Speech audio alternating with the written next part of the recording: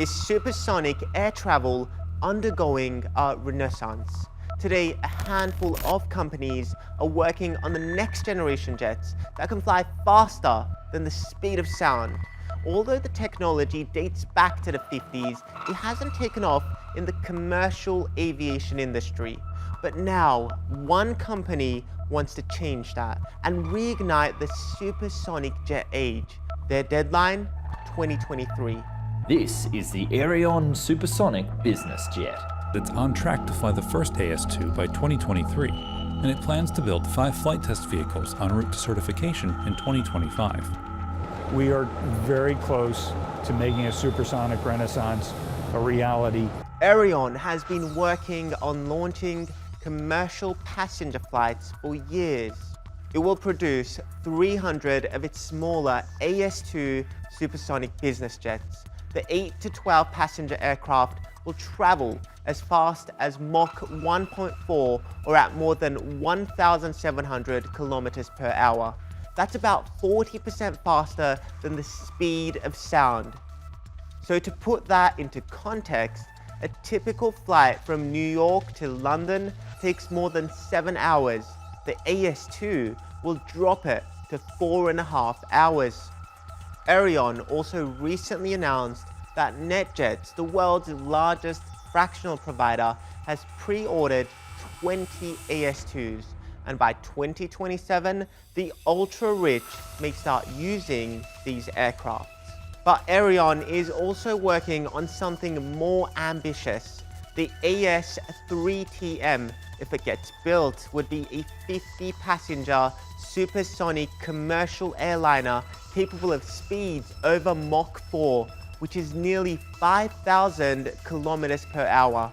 That means a normally 12-hour flight from, say, Los Angeles to Tokyo will now drop to less than 3 hours. Aerion thinks it can be completed by the end of the decade.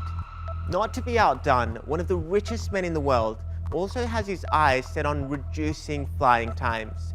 SpaceX CEO Elon Musk says he's thinking about an electric plane that will transport people at supersonic speeds.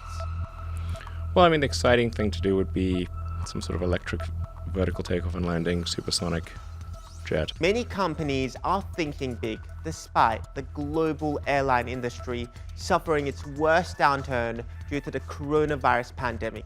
The days when people would fly across the world for business are being replaced with online meetings, so it's still not clear whether demand will ever recover. Cancelled flights, empty planes, and eerily quiet airports. This is what the impact of the coronavirus epidemic looks like through the lens of travellers. And if the pandemic isn't enough to convince you that supersonic air travel isn't the best bet right now, this plane could. The last supersonic passenger jet was the Concorde, which was retired more than 17 years ago. Starting in 1976, the British-French aircraft was whisking passengers across the Atlantic at faster than the speed of sound. With a huge price tag for a ticket and a fatal accident, finally grounded the plane in 2003. The Concorde came to represent class, style, and the miracle of engineering. Here's a normal plane landing, and here's the Concorde landing. Which one are you looking at? With Concorde, we all looked up and pointed, and then in 2003, it stopped. The world's most prestigious aircraft crashes. More than 100 people are dead. There's another US startup that also wants to revive supersonic travel.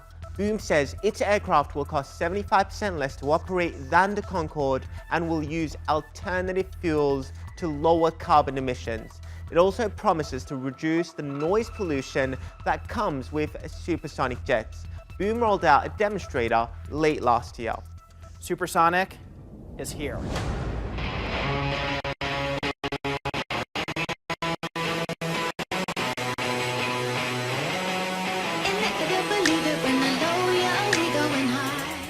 While companies like Boom, Aerion, and SpaceX are eager to kickstart the second supersonic age, critics are doubtful the plans will get off the ground. I think the difficulty now is they're coming into a changed environment. There is a lot of attention on the environment, on fuel burn, noise.